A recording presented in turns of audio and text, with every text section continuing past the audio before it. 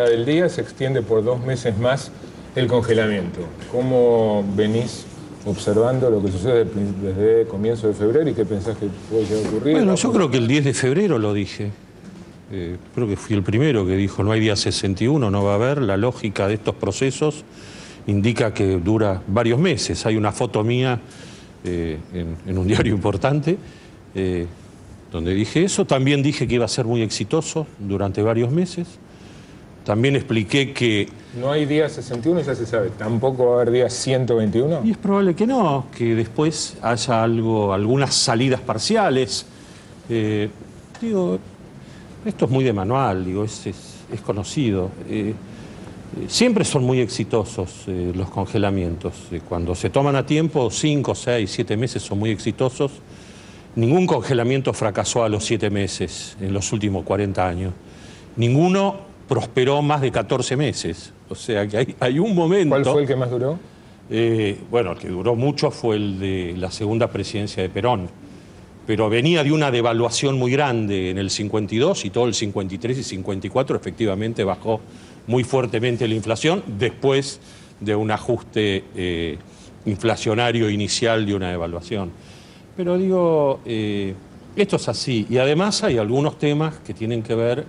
Digo, al invisibilizar las ofertas en los supermercados, los precios de lista tienen mucha chance de mantenerse sin moverse durante varios meses, porque los precios de lista no representaban la facturación real de los supermercados. La facturación real de los supermercados... Estaba muy influida por las ofertas. Y claro, digo, si uno toma un consumidor, podríamos inventar un consumidor Tatobores que ande en patines buscando las ofertas todo el tiempo en todos lados.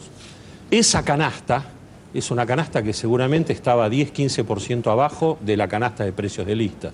Al invisibilizar las ofertas, los supermercados claramente 10%. Pueden ir trabajando durante varios meses de a poco, generando una mezcla de facturación donde los precios de lista pueden perfectamente no moverse. Y este es uno de... Perdóname, pero las ofertas que vos ves por canales alternativos, en la calle, en carteles, en internet... Sí, pero digo... No tienen el alcance, el impacto que... Y digo, uno llega a un supermercado hoy y no sabe, tiene que mirar. Digo, antes uno abría el diario, miraba, decía, por ahí no pensaba ir ni siquiera, pero decía, uy, mirá, hoy hay tantas ofertas de miles de kilos de qué sé yo, a 19 pesos podríamos ir y comprar. Bueno, ahora no, digo, no está más ese impulso y de alguna manera se pierde la noción. Vos decís que la decisión, o interpreto que la decisión de no publicar avisos en los diarios no es solo una forma de castigar a los medios que consideran adversarios o enemigos, sino también una manera de darle flexibilidad al congelamiento de tal manera que se puede... Claro, yo no tengo ninguna duda, no tengo ninguna duda de esto. Por eso, además, me apresuré a decir que esto iba a ser muy exitoso y está siendo exitoso de vuelta, para evitar un debate sobre cuestiones de fondo. Exitoso en el sentido de que quienes lo diseñaron tienen objetivos y esos objetivos los están cumpliendo. La inflación de febrero claramente dio muy abajo y la de marzo viene muy baja. ¿Qué es muy baja? ¿Menos de 1? Y yo no puedo decir, porque si hablo de estos temas, por ahí tengo multas, pero digamos, por decirlo de alguna manera. No sé si está la cámara. Ahí está. Ahí. Hacelo con ese dedo, por las dudas. Sí. No es así, es así, es bien de frente el dedo. Sí, claro. Ahora es exitoso. Y esto compara contra 3% de hace un año, de marzo de hace un año, con lo cual la inflación, la interanualidad de la inflación, a los sopapos o como quieras, hoy está más en el 22,5 que en el 25, ¿y es efectivo, o que en la inflación política de 28. Digamos. ¿Es efectivo en los supermercados, en las grandes cadenas, o también en los otros canales de comercialización y más allá de los alimentos? No sé, yo te diría que sobre todo en los supermercados. Sobre todo en los supermercados donde, en un barrio donde que se da la batalla de las expectativas, digamos. Pero en un barrio que no tiene acceso a supermercado porque queda lejos, porque el transporte es caro, qué sé yo, el almacén tiene una inflación distinta. Pero digo, los barrios todos tienen acceso a supermercados. ¿Todos? Algunos no tienen acceso a los mega supermercados, pero los supermercados de 2, 3 cacas, esos están en el Gran Buenos Aires, en el segundo cinturón. ¿La medida es buena? No, esas son cosas distintas. Bueno, ¿y te puedo preguntar? No, porque digo, esto vos lo tenés que escribir dentro de un programa, de una estrategia. Pero vos has visto el funcionamiento de otros congelamientos. Es decir, ninguno dura menos de 7 meses, dura más de 14. Acá no hay un programa, no hay un programa que uno pueda decir, hay un programa, entonces el programa uno va corrigiendo, digamos. Acá hay objetivos políticos, como hubo en 2010 y 2011, que también se cumplieron exitosamente, se empujó al consumo fuertemente, el salario en dólares en 2 años, 2010-2011, aumentó 45% en la Argentina. Bueno, y después no puede seguir aumentando. Ahora estamos pagando ese exceso de 2 puntos más de crecimiento que tuvieron un éxito político sensacional. Pero bueno, normalmente después de esos procesos venían los ajustes. Se devaluaba muy fuerte, se bajaba de vuelta el salario en dólares.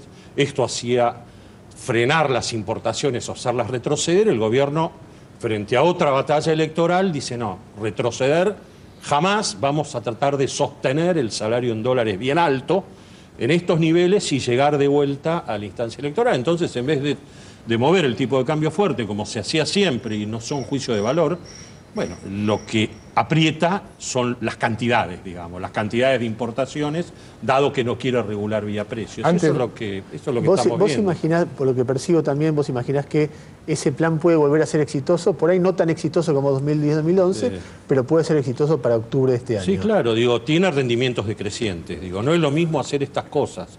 Vos podés subir 45% en 2 años el salario en dólares si te sobran dólares del comercio exterior. Entonces vos lo que haces, con eso generás una estampida de las compras al exterior de productos durables, de electrodomésticos, de bienes de confort, de combustibles para abastecer a los 850.000 autos que van todos los años al mercado.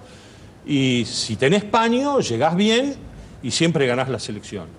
Y cuando se te acaba ese excedente de dólares y tenés que empezar a apretar, si no querés ir para atrás, para bajar 20 o 25% el salario en dólares o las jubilaciones, que las subiste de más, medidas en dólares, eso significa devaluar. Si no querés hacer eso, tenés que ir a los controles. Y eso lo que te avisa es que la economía que crecía en la etapa final de excedente de dólares a velocidades del 7-8 y que se la podía empujar, no se la puede empujar más.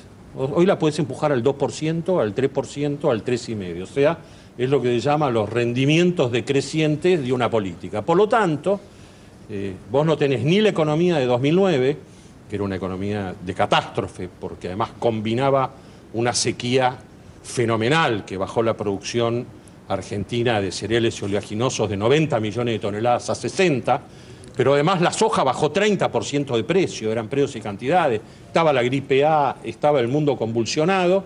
Ahí el gobierno sacó 32% de los votos. Cuando empujó la economía sacó 54%. Bueno, saca el promedio y es la economía que te encontrás este año. Estás viendo, deduzco que estás viendo al gobierno ganando las elecciones. Sí, claramente.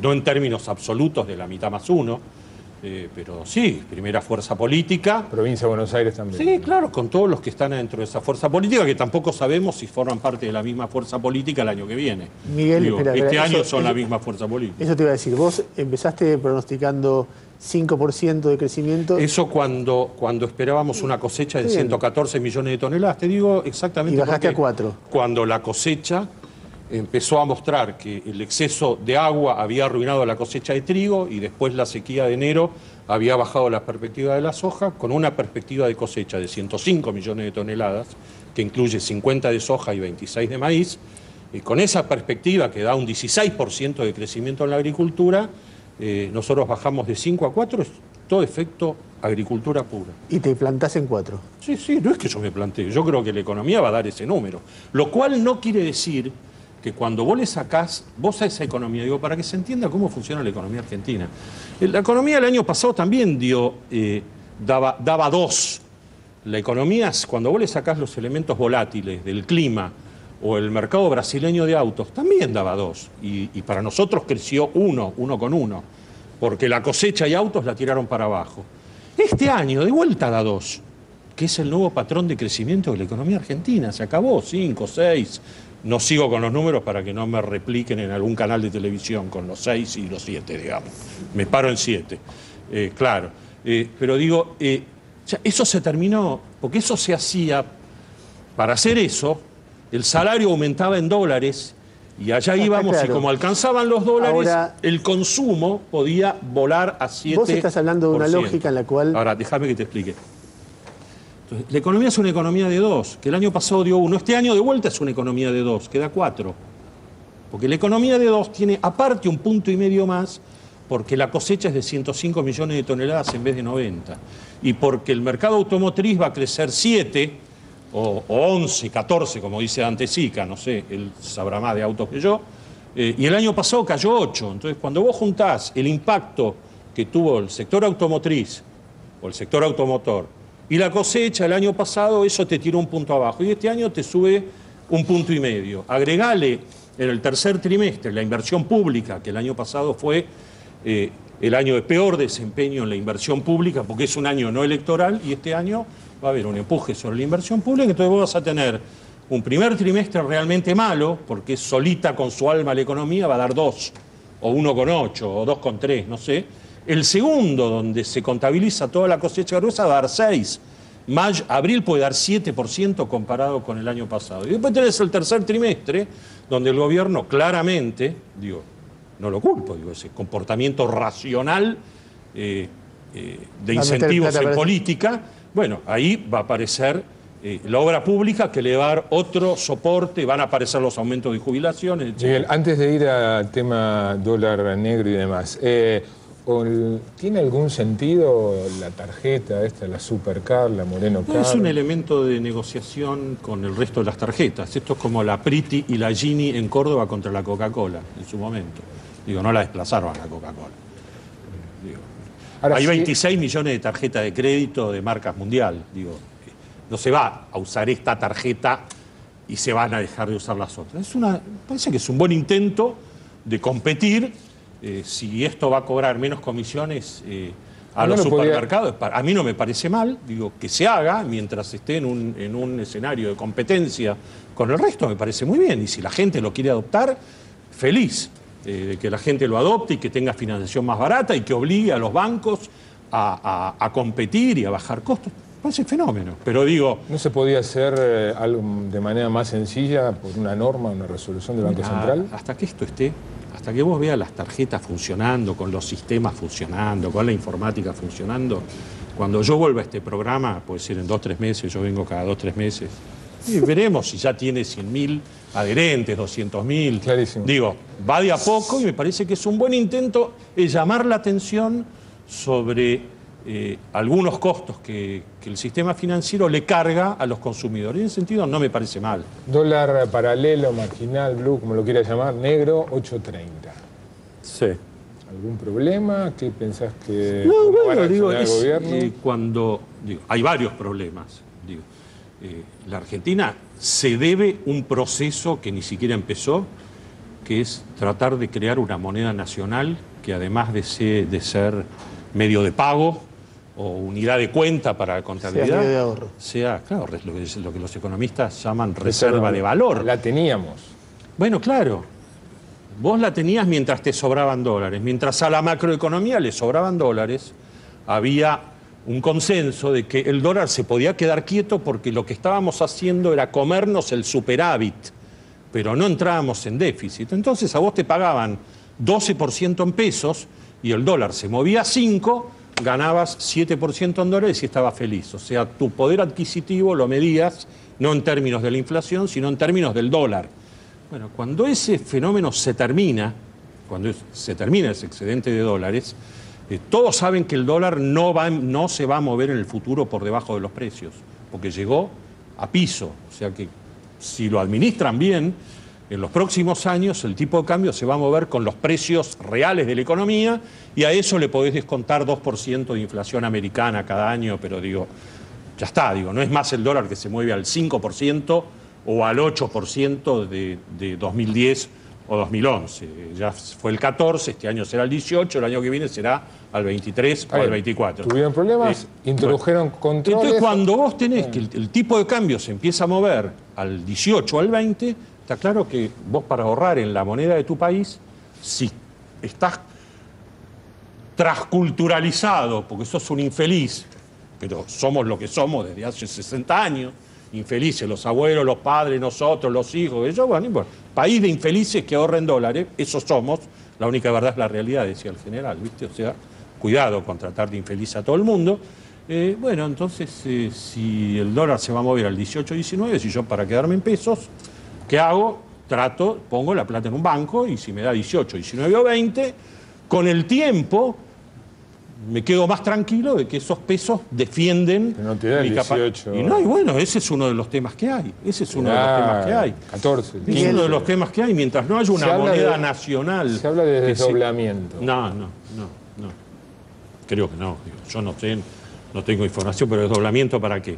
Desdoblamiento de un dólar financiero. O sea que la gente va a poder comprar legalmente ese dólar financiero a 8. Está buenísimo. Sí, está bien, sí. Es una linda propuesta para destruir al gobierno en 60 días. ¿Por qué? Y sí, claro, porque se va a llevar la gente a 8, se va a llevar la mitad de las reservas del Banco Central con esta situación. O sea, vos ves que hay dólar paralelo negro para rato. Sí. Lo que no sabría decir es el nivel, porque insisto, depende, entre otras cosas, primero del nivel, porque un dólar paralelo de 10 que se quede quieto, es un dólar alto, pero deja de ser noticia. Puede valer 10 y quedarse quieto 6 meses y deja de ser noticia. Pero es muy importante lo que la gente puede hacer con sus pesos. ¿Qué gravedad le ves al problema energético? La verdad, ninguna como gravedad. Sí, claramente, si uno mira el proceso de 2013 es de terror. No el energético en general, no desde el punto de vista de la potencia energética. No, el déficit, la plata que combustible, digo, que no es energía, porque Argentina de energía no está mal, hizo inversiones fuertes en generar lo que hay que importar potencia energética. De gas y de petróleo. Bueno, combustibles tenemos declinación de producción sistemática y recién el gobierno tomó nota cuando se le dio vuelta, cuando pasó de un superávit de combustibles y lubricantes anual de 2.000 millones de dólares a un déficit de 2.700. Ahí explotó todo, se tomaron las decisiones, se tomó el control de YPF y ahora me parece que hay un intento serio, importante. Los efectos hasta Yo te diría que de las cosas que veo en el gobierno, lo más importante que veo en el sentido de que hay algo que se está haciendo en serio es tratar de estabilizar y empezar a levantar la producción de gas y petróleo. Bien, no sé a qué costo, pero digo, Miguel, esto me parece ¿los resultados hasta ahora son buenos? No, pero es muy poquito. Digo, vos no lo medís eso en 8 meses. Pero ya aparecen las asociaciones, hay un intento. Hoy se anunció una. Digo, eso va a funcionar de alguna manera. Ahora, va a funcionar. 500 millones de déficit en el primer trimestre, ¿no? Sí, está bien, pero digo, el año pasado la importación de combustible fue igual a la del 2011. Este año, como hay cosecha y récord, hay 1.000 millones de dólares más de importación de gasoil, que el año pasado no hubo, por eso el año pasado estuvo más tranquilo. Nosotros tenemos previsto un déficit de combustibles en términos de dólares, entre exportaciones e importaciones, que pasa de 2.700 a casi 5.000 millones de dólares de déficit este año. Pero lo que pasa es que la cosecha te pone 8.000 millones de dólares, 8.500 millones de dólares más en la economía argentina. O sea que de alguna manera te compensa y todavía te sobra. Déjame hacer la última pregunta de mi parte. Sí. Vos decías, bueno, lo que suele suceder en los procesos económicos cuando hay controles es que los controles aguantan un tiempo y después hay que hacer un ajuste por devaluación. Bueno, el gobierno después de la elección del 2011 decidió no hacerlo, entonces hay controles de precios también, controles de divisas, etcétera, pero eso dura un tiempo. Sí. Y cuanto más tiempo demoras, lo que deduje yo, lo que vos decías, es más traumático el ajuste que hay que hacer después. Sí, o ningún ajuste, que hay un cambio de régimen en la economía y vivís creciendo al 1,5 los próximos 15 años. Digo, hubo muchos otros regímenes en el mundo que hubo cambio de régimen y se manejaron. Si vos manejás las reservas y todos los años te garantizás que tenés 40.000 y cuando necesitas ajustás por nivel de actividad, mientras ganes las elecciones podés quedarte 20 años. Digo, quedarte como proyecto. Con el 1,5%. Lo cual no quiere decir que tu país crezca al 5% o que eso sea una agenda al desarrollo económico. Pero digo, procesos de estos que son estables o malos equilibrios, estoy cansado de ver. Digo, por eso es que la diferencia a veces que yo tengo con algunos de mis colegas es que algunos de mis colegas quieren ver eclosiones donde no las hay o quieren ver finales abruptos de procesos donde no los hay. Finales abruptos de procesos económicos en la Argentina solo hay cuando te quedás sin reservas. Vos anotá eso y no te vas a equivocar nunca. Cuando vos te quedás sin reservas en el Banco Central, se terminó tu gobierno. El Bien. tuyo o cualquiera que sea, aunque tengas 20 economistas en tu equipo económico. Y cuando lográs sostener las reservas, por ahí perdés las elecciones, pero digo... Pero No la hay una piloteás, eclosión. La piloteás. Gracias por venir. Bueno, gracias a No ustedes. sé si por te la vamos a invitación. invitar en 2 o 3 meses, probablemente el 2013. Probablemente no. Y Una vez. harían bien en no invitarme. Gracias. Vamos al corte. Cuando volvamos, un debate sobre la lucha armada, un debate sobre la década del 60. Una lucha política que excede la lucha por los derechos humanos, y por eso yo creo que hay que discutir también los 70 antes del golpe militar. Yo sé que Estela de Carlotto, junto con Eve y todas las madres y todas las abuelas, son mucho más valientes que la mayoría de nosotros. Durante la dictadura, la mayoría de los argentinos, por acción u omisión, fuimos pasivos ante la matanza, ante el endeudamiento.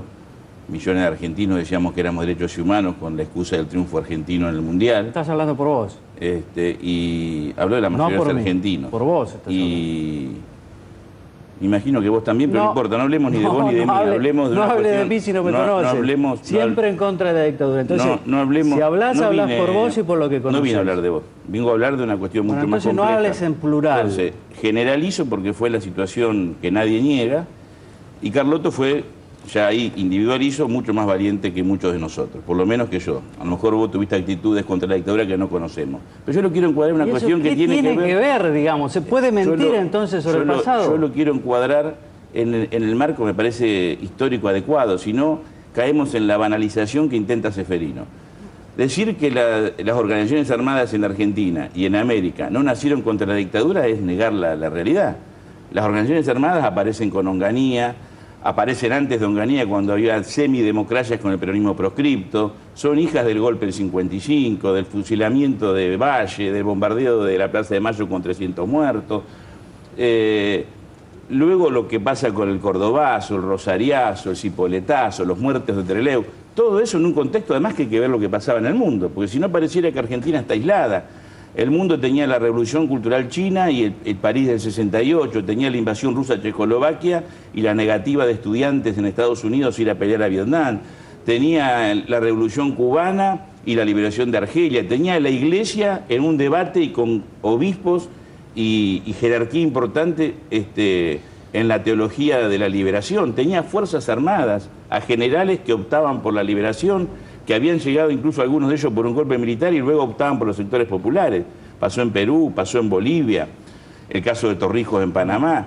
Y también había, a partir de la derrota de Estados Unidos en Vietnam, una decisión, y eso tiene que ver también con lo que pasa con los petrodólares a mediados de los 70, pero lo de Vietnam es anterior, de que en el marco de la Guerra Fría Estados Unidos decide bloquear su patio trasero, como ellos lo llamaban, y empezar a hacer golpes militares. Está bien, pero ¿eso qué tiene que ver con lo de Carlotto que dice ¿me dejás que redondear? su hija fue como San Martín? No tiene nada que ver. Carlotto habló de la última dictadura, no de la de Onganía. Eso es Cayó lo que hay Velasco que- Alvarado en Perú, cae Torres en Bolivia. Cuando llega Cámpora y luego llega, casi llegando Perón, cae Pinochet, Pinochet hace caer a Allende en Chile, digamos. Si no tomamos esto, después, la lucha armada en el marco democrático fue un error. Fue un error. Eso es muy bueno, Bajá el dedito diputado. y déjame hablar. Muy interesante, fue un error. Fue un error la lucha armada, fue un error Ezeiza, fue un error lo de Rucci. Pero eso no tiene nada que ver con tener en cuenta que acá hubo una dictadura planificada, que desapareció 30.000 compañeros, que encarceló, que robó bebé, que endeudó al país. Tengo una pregunta para cada uno. Si uno lee o si uno escuchó literalmente lo que dijo Estela, se presta a una interpretación como la que vos haces, Ceferino. Ahora, ¿no pensás que puede haber sido el desliz de un reportaje? Porque si uno analiza la trayectoria precisamente de ella, no hay, como bien dice el Chino, una reivindicación. Mira, yo creo que dividir en la historia los grupos políticos entre buenos y malos siempre lleva a estos errores de interpretación. No hay buenos y malos en la historia. Quiero decir, la lucha armada no fue un grupo de idealistas porque no podemos justificar la muerte de ninguna persona en función de los ideales, de lo que piense, los que ejecutan. No hay, como decía Perón, y este es un gobierno peronista, supongo que habrá algún respeto para Perón, Digamos, no hay ideal que justifique un asesinato. Esa es una posición. Y yo creo que Carlotto tiene la responsabilidad de ser muy clara en lo que dice, porque así como es una persona tan respetada por por la lucha con respecto a los derechos humanos, y eso está fuera de discusión y pertenece ya a la historia, puede haber muchos jóvenes que sabiendo eso no sepan demasiado lo que pasó y crean que la lucha armada se puede justificar en algún contexto. Y eso es muy peligroso. Acá nosotros en Democracia, en el 89, tuvimos el movimiento Todos por la Patria, jóvenes y no tan jóvenes que asaltaron un cuartel, deterioraron gravemente al gobierno de Alfonsín. Y eso fue muchas veces por el error de creer que la lucha armada se justifica. Entonces Carlotto, con la importancia que tiene que ser claro en esos conceptos. La lucha armada no se justifica de ninguna manera. A vos te quiero preguntar, dejando de lado a Estela, y yendo al gobierno, ¿no hay una idealización de lo que fue la generación del 70 y muy acrítica puntualmente en ese aspecto? Más aún teniendo en cuenta que el kirchnerismo está captando mucha militancia joven. Déjame agregar dos datos a la pregunta. Hay una cosa que a mí me parece que es importante, que es que todo se pueda discutir. Después hay distintas posiciones, está la posición de él, la tuya, la mía, que en algunas cosas coincide con uno y con el otro. La pregunta que a mí me surge cuando yo escucho que Estela dice, no solamente diciendo eran jóvenes idealistas que luchaban por un mundo mejor, sino que tenemos que empezar a hablar de las organizaciones a las que pertenecían. Eso es lo que dice textualmente Estela. Y entre otra gente que había ahí estaba mi hijo de 14 años. Es decir, lo que más amo en el mundo estaba en esa marcha. Y lo que yo pensaba era, bueno, esto hay que discutirlo, eso es lo que yo sentí. Esto hay que discutirlo porque no es tan claro que eso haya estado bien. Algunos pensarán que sí, otros que no, otros que más o menos, pero no es tan claro. No es un tabú discutirlo, por eso se lo pregunté. Yo me imaginaba que era una pregunta conflictiva. Ahora, en un contexto en el cual, por ejemplo, la película que ustedes produjeron, la de Kirchner, cuando cuenta la parte histórica, la parte que hace referencia a los 70 es la juventud maravillosa y nada más. Y el año pasado se hace, Unidos y Organizado hace un acto en conmemoración del Día del Montonero. Entonces hay una serie de hechos en el cual me parece que lo de Estela no es lo más importante. Me parece que por lo menos hay que discutirlo. No es tabú decir, che, eso está bien, eso está mal. ¿Cómo es? Una pregunta es una pregunta. Una persona puede responderla mejor, peor, o así son los reportajes. Puede equivocarse, porque no, tampoco es una cosa tan grave, es una pregunta, ¿no? Uno se equivoca haciendo preguntas, haciendo respuestas, uno se equivoca todo el tiempo. Lo que digo es que hay que correr el tabú de decir, sí, festejamos el Día del Montonero y está bien, o no se discute. O hacemos la película donde esa parte es y está bien, no se discute. A mí me parece que sí hay que discutirlo. Y me parece que son temas sensibles del pasado histórico, no son temas que lo tapamos y ya está, no existe. Estuvo bien, punto, porque lo otro estuvo horrible y mucho peor. No sé si se entiende lo que... Sí, pero a mí me parece que no se puede simplificar. La historia, que además es muy reciente, no la podemos escribir nosotros lo podemos hacer anecdotario, con mucho entusiasmo, con mucho dato, como hace Ceferino, pero eso no es la historia. La historia se va a hacer dentro de 50 años, cuando haya más distancia. El asesinato de Rucci es un anecdotario. Sí. Como lo escribí vos, sí. Decile a la pariente, a la viuda. El general Perón alababa a las formaciones especiales durante la dictadura. Antes de llegar al gobierno. No, pero Onganía no fue una dictadura para vos. Antes de llegar para vos Onganía era una democracia. Claro que sí, bueno, fue una dictadura. Bueno. ¿Quién no lo sabe cuando eso? muere Che Guevara, el general fueron. Perón dice, murió el mejor de los nuestros. Es decir, se vivía en un mundo donde Dilma, que hoy es presidente de Brasil, había elegido la vía armada en Brasil, donde Mujica, que hoy es presidente de Uruguay, había elegido la vía armada en Uruguay. Es decir, si no reconocemos qué pasaba en los 60 y los 70, me parece que no podemos entender el fenómeno de lo que ocurrió en Argentina. Las propias organizaciones, los propios mujeres y hombres que han sobrevivido a los 70, que eligieron la vía armada, hicieron una profunda autocrítica. ¿Cuándo? Contámela. Hicieron una profunda autocrítica, tanto dirigentes del PRT como montoneros. Pagaron con la cárcel, pagaron con su vida, y luego muchos de ellos fueron presos durante la democracia que inició en 1983. ¿Eso te pareció mal? Con lo cual estamos encuadrando el debate en una forma equivocada, reitero, si lo banalizamos. Si lo tratamos de profundizar, yo no me siento el dueño de la verdad. Sí creo y me animo a discutir, quizás atrevidamente, porque no tengo autoridad, porque en los 70 no milité, de que la lucha armada fue un gran error en el marco de la democracia. También tengo claro, porque existen todos los elementos documentales, de que el golpe militar igual se iba a dar, sin Ezeiza o con Ezeiza, sin Rucci o con Rucci, porque ya estaba determinado, y ya en el año 75, en Chile, liderado por Pinochet, se reunían para idear el Plan Cóndor.